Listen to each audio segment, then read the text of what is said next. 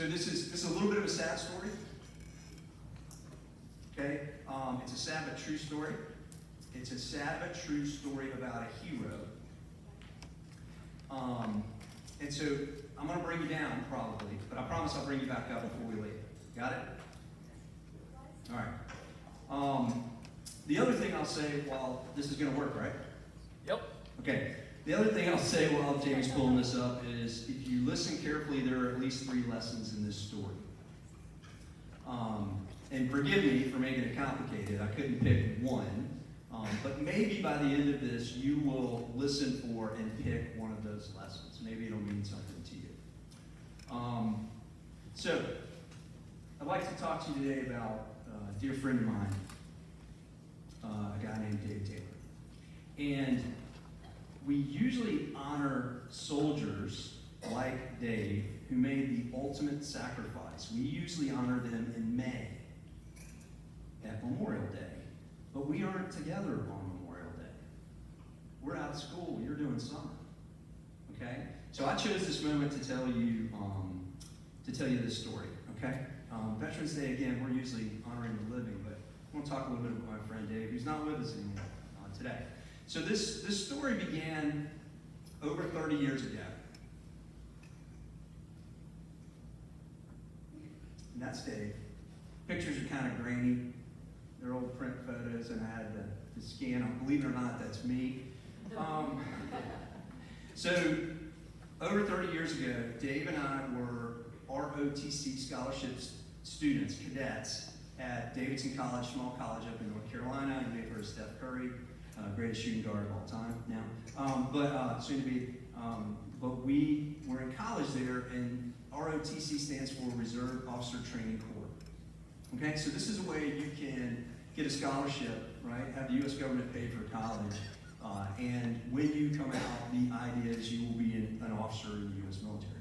Okay, so that's how I paid for college. That's just what I chose to do. Some folks take a different route. Some folks some of you might apply to what we call a service academy, like West Point, right?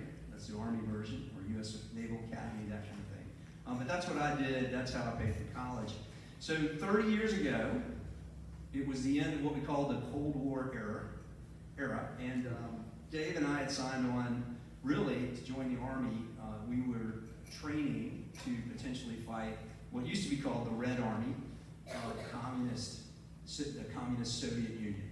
All right, so modern Russia, right? The Soviet Union doesn't really exist anymore, but our old adversary most recently exists as a country we call Russia. Dave was from a military family. I was not. His dad was an Army officer. He's what we call an Army brat. He lived his high school years in Germany. We have a number of military bases in Germany since the end of World War II, still do. And so he lived just beyond the reach of communist weapons, basically. An armed border. Germany was actually divided in half at the time into East and West Germany. From the start, Dave knew what he was getting into. I want you to know that. Dave believed he served the greater good.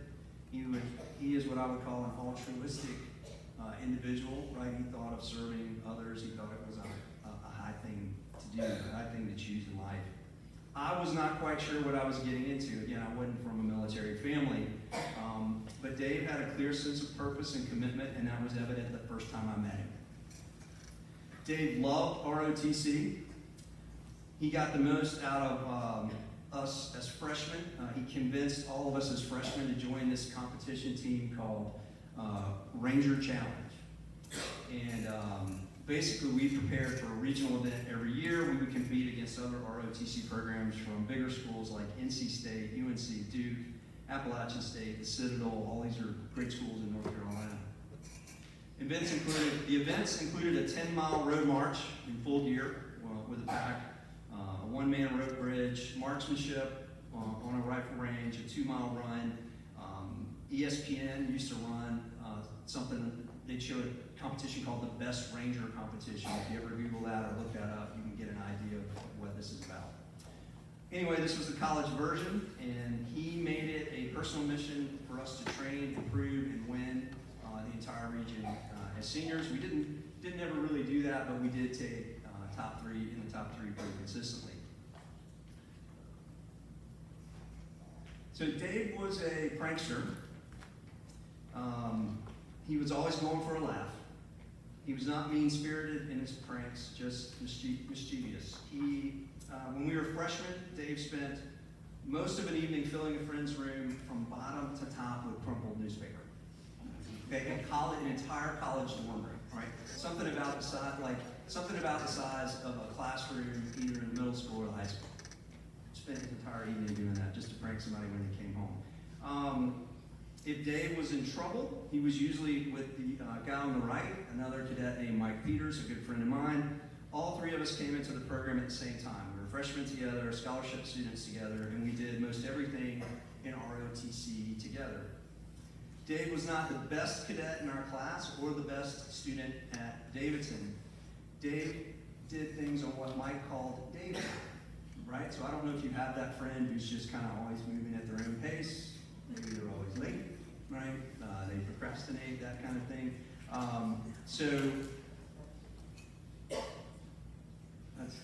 Mike, Dave. This is a group of us at a mandatory 6-week summer training that was held at Fort Bragg every year. Dave was not necessarily the best cadet at that camp. He actually took an extra 6 months to graduate college. Again, that's Dave time. So if you're a procrastinator, Dave's your patron saint. Okay? You would have a friend in Dave. While we knew Dave was not going to graduate with us on time in May, he did not tell his parents. So they were more than a little surprised when they showed up in May, having already shipped him a new BMW from Germany, and he did not get commissioned or graduate at that time. So that's when they learned. So imagine that discussion with your parents. We were a very tight group.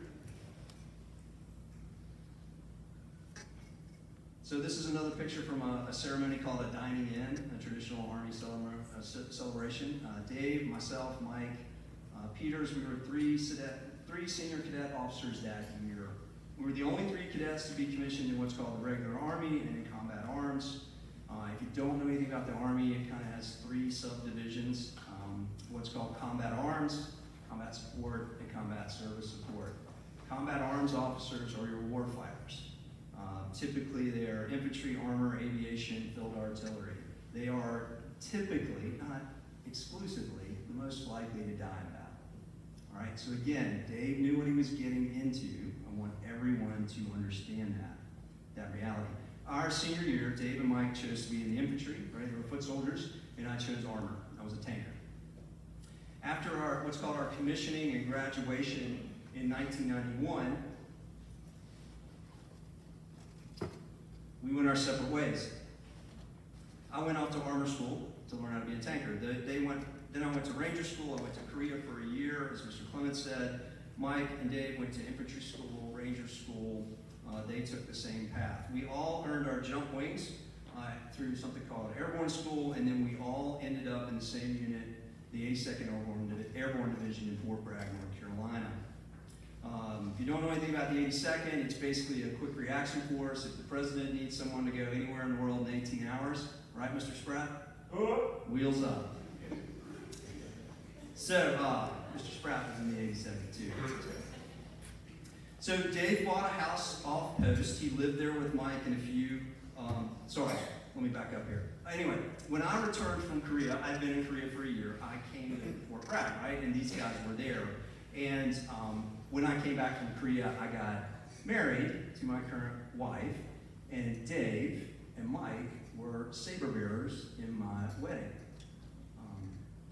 So this is a little tradition where after the wedding, the bride and groom walk through an arch of sabers, and then the last person hits the bride in the rear end and says, "Welcome to the Army, Mrs. Willard."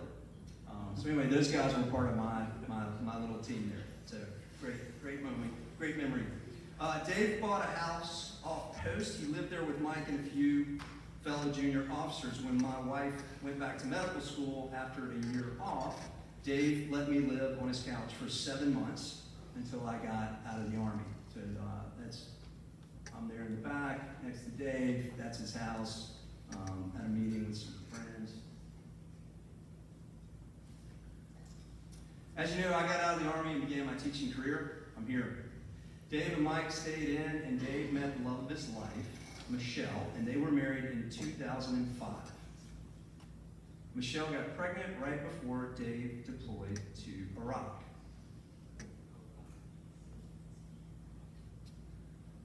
And Dave's son, Dave and Michelle's son, Jake, was born during a 2-week leave, a vacation. He came back from Iraq in time for his son's birth, got to spend 2 weeks with him. After that mid-tour leave, Dave returned to Iraq to lead his troops. He wrote beautiful letters home to Michelle and Jake about their future together. On October 22nd, 2006, about 3 weeks before he was to leave to come home, Major Dave Taylor was riding in a Humvee and was killed when an explosive device went off under that Humvee. He was riding with his replacement, showing him around Baghdad.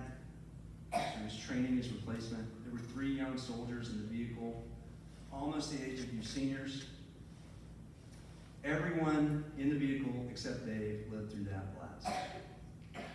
Again, I told you, Dave knew what he was doing. Soldiers choose the Army, but they don't choose the mission. All right? They serve the mission, whatever. Dave knew what could happen to him if he did his duty. He died thinking he was doing good. On October 23rd, the next day, 2006, I got an ominous email from Mike.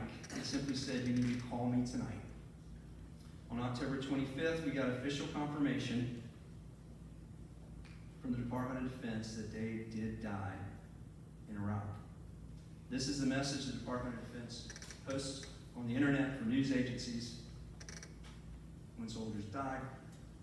Mike, who was also still an Army officer, agreed to go to Dover Air Force Base in Maryland and escort Dave's body home to his parents in North Carolina. His mother and father flew in from England, where they lived, his brother from Japan, where he lived, and Michelle and baby Jake from Florida. Family and friends all gathered in Apex, North Carolina for the funeral. And it's probably one of the saddest things I've ever been witness to. Mike told me the hardest thing he had to do was go through Dave's belongings, which included his wallet. Imagine riding in a vehicle with your best friend's body.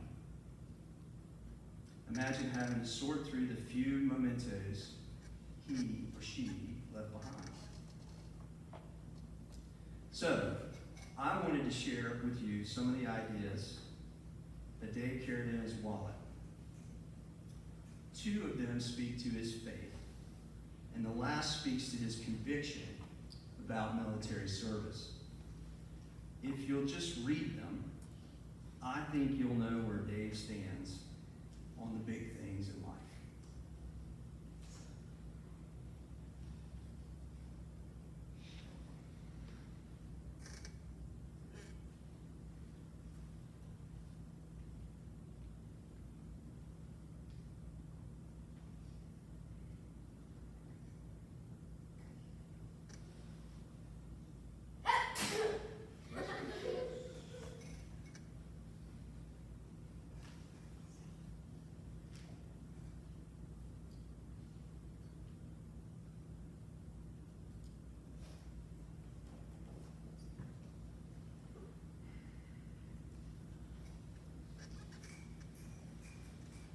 So, almost a year after Dave died, on the 6th of October, 120 of Dave's friends, families, and fellow soldiers gathered in Washington, D.C. for a race called the Army 10 Mile. It's held every year. We all agreed the event was a great time to meet and commemorate Dave's life. Again, his parents flew from England, his brother from Japan, Michelle and Jake from Florida. The 4 survivors of that fateful explosion also honored us with their presence, and we gathered the night before the race for a pasta dinner and a brief ceremony to honor Dave. Over 20,000 people ran the race. Soldiers, veterans, civilians, able and disabled, young and old. This race is held every year again, and it's held at every Army base around the world, even in places like Iraq or Afghanistan, soldiers are deployed. So, huge race. The day of the race, we manned a support tent for 40 of the friends who ran the race. There were refreshments for runners, candy and games for runners. After the dinner, though, Michelle told us a story that really put things in perspective for all of us. So if anyone has had a rough year, right, that year, it would have been Michelle, Dave's wife. She said when they would go jogging, the very fit soldier, Dave, would gently put up the palm of his hand in the small of her back when she was struggling going up a hill. And he would simply say, "Don't ever quit on the uphill." Michelle has used that as a motto in life to go forward. Don't ever quit on the uphill. Dave's mom gave us all a KIA bracelet to wear that has information about Dave's passing. And so I wear it twice a year. I wear it on October 22nd, and I wear it on Memorial Day. I have it on today, too. I wish I had pictures of Michelle and Jake on race day, but I don't. Michelle's no athlete. She walked the 10-mile course, though. And so most of these pictures were taken while she was out on the course.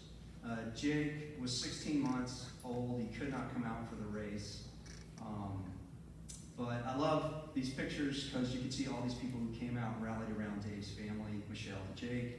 The group assembled an 80-page book of memories and stories for Jake, so he would know his dad better as he grew up. This group maintains a community to keep watch over Dave's memory and to communicate some sense of its soul to his son.